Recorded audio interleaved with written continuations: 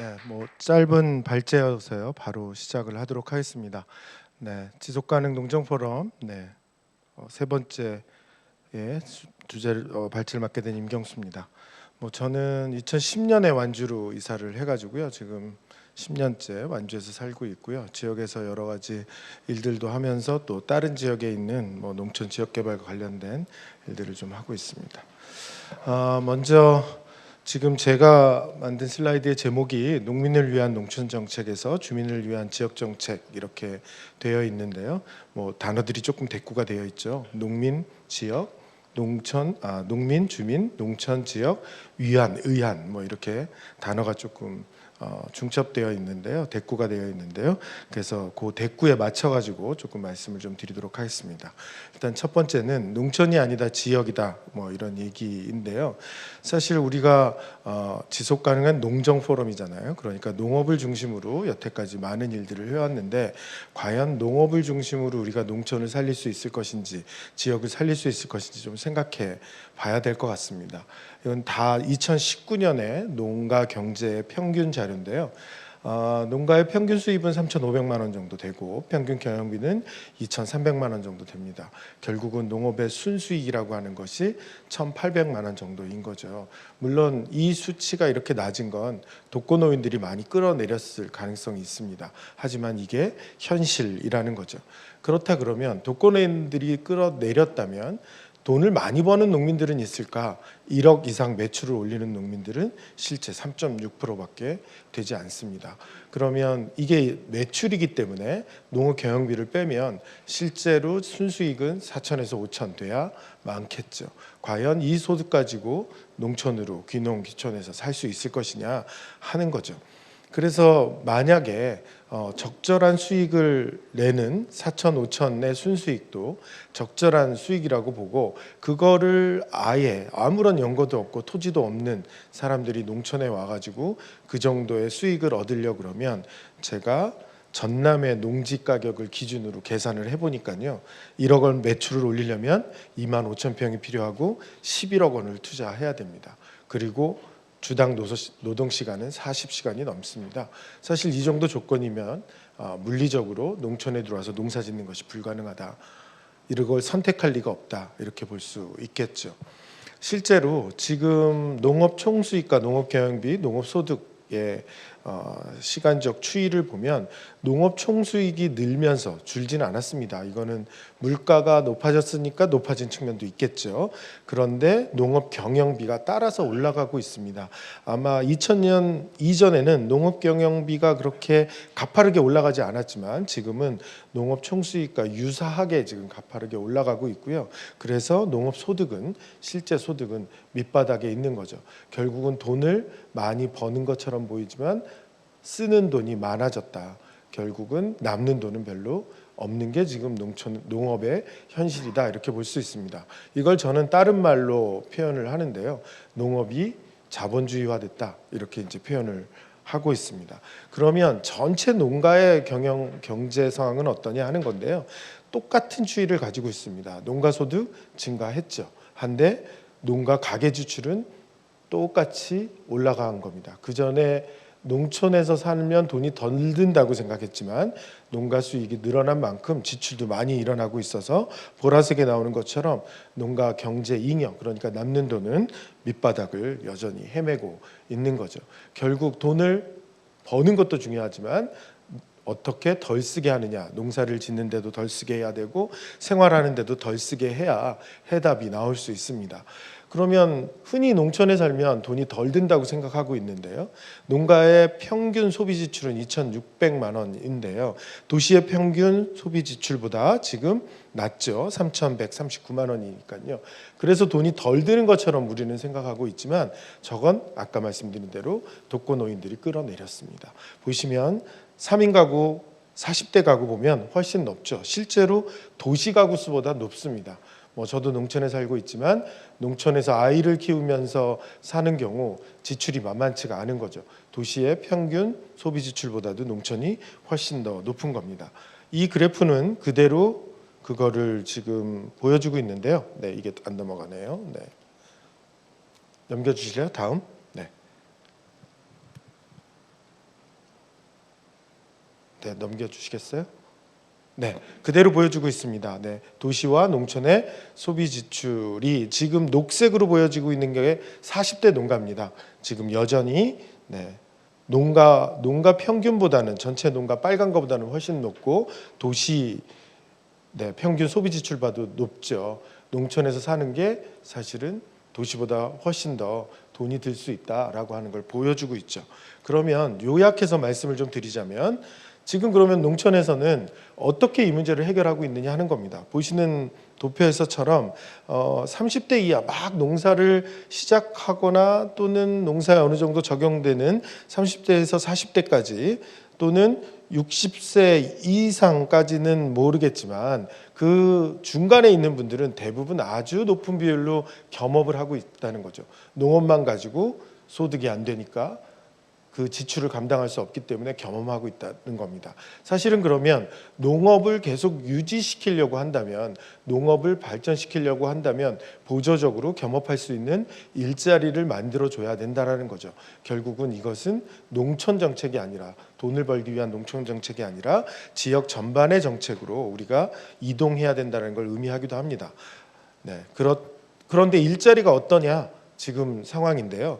일자리를 보면 지금 경제활동 1000명당 일자리 수가 군이 훨씬 많은 걸로 보여지죠. 하지만 저 일자리는 그 일자리를 제공하는 기업이 농촌에 있기 때문에 만들어진 통계입니다. 실제로 많은 사람들은 도시에서 이동해서 이 일자리를 얻고 있는 거죠. 실제 농촌 주민이 이 일자리에 접근하기는 어렵습니다. 요약해서 말씀드리면 농업 총수익과 농업 외 소득을 늘려야 되는데 그것을 늘리는 데는 한계가 있고 농업 경영비와 가계 지출을 줄이는데도 한계가 있기 때문에 농촌에 우리가 지역 정책으로 전환해서 저비용으로 우리가 필요한 것들을 농민들이 얻게 하거나 아니면 돈이 안 드는 방식으로 생활을 지원해 줘야 되고 이 부분을 지금 농촌 지역의 사회적 경제가 담당했으면 좋겠다는 거죠. 이런 일들을 활성화하려면 그러면 돈을 벌기 위한 농촌 정책, 농촌 관광을 비롯한 농촌 정책이 아니라 지역의 삶을 지지시키는 지역 정책으로 전환해야 된다는 겁니다. 두 번째 주제로 왜 우리가 농민이 아니라 주민이냐라고 하는 얘기를 좀 해야지 되는데요. 코로나 때 이런 걸 알게 됐죠. 지역사회가 존재하고 있다. 네, 슬세권이라는 말을 들어보셨을 텐데요. 스리바를 끌고 다니면서 내가 필요한 걸 없는 권역, 이게 있다는 거죠. 그러면 그 권역 안에 한 사람의 생활을 지지시켜 줄 만큼 다양한 일들이 있어야 되는 거죠. 사실은 그래서 그런 얘기들을 이미 전문가들이 많이 했고요. 저희 동네는 학교 급식을 전환하는 과정에서 취약계층 아동들한테 반찬을 나누는 그런 행사들을 학부모회가 하면서 여러 가지 경험들을 지역사회가 재난을 막을 때 굉장히 중요하다 이런 경험들을 좀 하게 됐습니다. 그래서 지역 정책으로 가면서 주민들과 함께 여러 가지 것들을 만들어 나가야 될 것 같습니다. 이 전 시간이 청년과 관련된 상황이었는데요. 논산에 있는 청년 농부들, 부모의 농사를 이어받은 청년들이죠. 이 청년들한테 여러 가지 이제 워크숍을 하다 물어봤더니 창업을 하고 싶다고 얘기하더라고요. 그래서 이중 생활을 하겠다는 거죠. 그래서 이렇게 창업을 시켜봤는데요.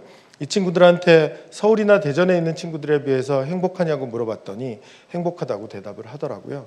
그래서 내가 못 믿겠다. 그 이유를 말해봐라 해서 포스트잇에 적어가지고 쭉 정리를 해봤더니 이런 이야기들이 나왔어요. 1등이 엄마랑 같이 밥을 먹을 수 있어요 였거든요. 결국은 청년들이 행복을 찾으려고 해도 이제 지역으로 들어올 거고 어쩌면 이런 이중 생활을 지원해줘야 농민들도 청년 농부들도 살 수 있다는 겁니다. 저희 동네에도 다양한 분들이 있는데요. 이렇게 카페를 하시는 학부모가 있고요. 음악 사롱을 하시는 분이 있고요. 아까 나왔던 주영 씨를 비롯한 이 부부도 있고요. 네, 청년들이 들어와서 청년 거점 공간을 운영하고 있는데요. 지금 보여드린 모든 사람이 저 10년차 귀농인과 벼농사를 짓고 있습니다. 그런데 본인들이 농민이라고 어디에 경영체 등록을 하지 않았죠. 그러면서도 200평, 300평 농사를 짓고 있거든요. 그래서 저희 동네에서는 이 농민들을 레저농이라고 부릅니다. 레저로 농사를 짓고 있다는 거죠.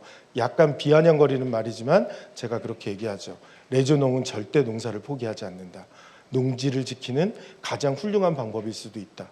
결국은 이제 어쩌면 농업을 지키는 건 기존에 있는 농민이 아니라 그냥 지역사회에 사는 주민일 수 있다는 겁니다. 자, 그런데 지금 우리 정책은 이렇게 많은 정책을 내려다 주고 이것이 결정된 다음에 주민들을 이 일을 하게 만듭니다. 주민들한테 선택권이 없는 거죠.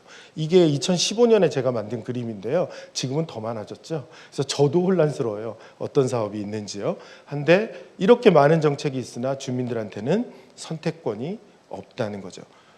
그렇다고 지자체가 돈이 없는 게 아니죠. 진안군을 보시면 1인당 진안군 예산을 1인당 나누면 1,600만 원이나 됩니다. 이 돈이 정말 주민들이 원하는 대로 쓰여지고 있는지 생각해 봐야 되는 문제입니다. 예를 들어서 이렇다는 거죠. 농촌 관광을 하겠다고 저기에 벽 하나 그려주지만 저 집에 살고 있는 할머니의 집은 고쳐주지 않습니다. 벽화 그리는 거가 중요한 건지 한겨울에 오도도들 떨면서 전기장판을 쓰는 할머니의 삶이 중요한 건지 주민들이 선택할 수 있어야 되는데 농촌관광이라고 하는 사업이 정해지고 들어오고 나면 저런 일들은 우리가 선택할 수 없는 거죠. 그런데요, 그러면 도대체 우리가 주민들은 누구이냐라고 하는 문제인데요. 도시재생 사업을 하면서 제가 경험한 건 농촌에서 이런 경험을 하지 않았습니다. 주민들은 거의 농촌 주민들은 비슷한 생각을 하고 있다고 가정했으니까요. 한데 도시에 갔더니 도시재생을 했더니 주민들의 이해관계가 다 다르더라고요. 건물주 또는 임대상인, 거주민 이해관계가 다 달라서 그분들을 소그룹으로 모아서 이해관계자들끼리 워크숍을 하고 그 다음에 전체 의견을 모아서 협의회를 만드는 과정을 진행했습니다. 우리 농촌 지역은 가정한 거죠. 그냥 모든 주민의 이해관계는 같다. 돈 버는 거다. 가정한 거죠. 그러면서 많은 사람들을 참여시키는 프로세스를 가져가지 않았던 겁니다. 결국은 이 프로세스를 우리가 만들어야 되는 거죠. 두 번째는 그래서 주민을 누구인가에 답할 게 아니라 그런 주민들을 어떻게 만들 것이냐라고 하는 프로세스를 우리가 만들어야 되는 거고 그 프로세스에서 중요한 건 공정성 또는 공공성 또는 공동체성 이러한 원칙을 가지고 주민들을 발굴하고 주민들이 역량을 갖출 수 있게끔 해야 되겠죠.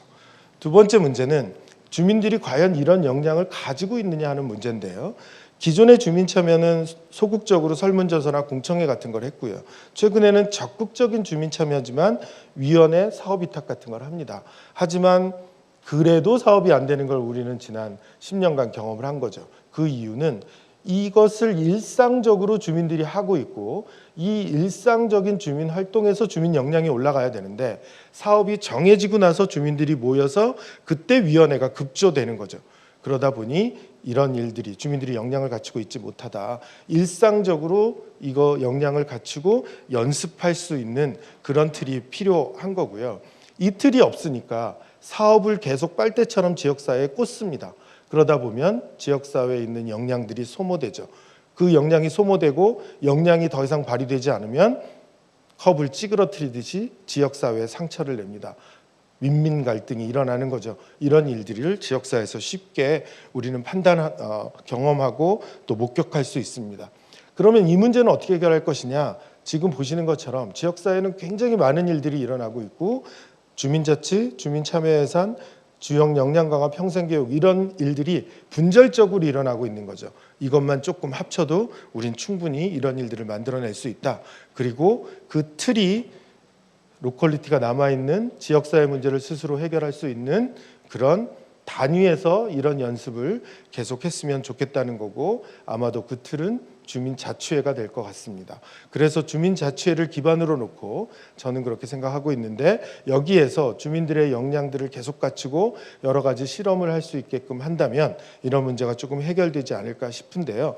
농촌 협약제도를 농림부가 하고 있고 이 협약제도에서 읍면 생활권에 대한 이야기를 하고 있음에도 불구하고 이 생활권 계획에 주민자치에 관한 얘기는 언급하고 있지 않습니다. 결국은 다른 부서가 하는 일이니 농림부가 건드리지 않는 거죠. 이런 일이 계속된다면 이 문제는 막을 수 없겠다 생각합니다. 그래서 이 중간지원 조직도 조금 더 개편하면서 이런 생활권을 지원할 수 있는 방향으로 전환됐으면 좋겠습니다. 그래서 농민을 주민으로 바꾸고 농촌을 지역으로 바꾸고 선택권이 있게끔 주민들이 스스로 결정할 수 있는 그런 정책으로 우리가 전환됐으면 좋겠습니다. 시간을 조금 초과했는데요. 네, 고맙습니다.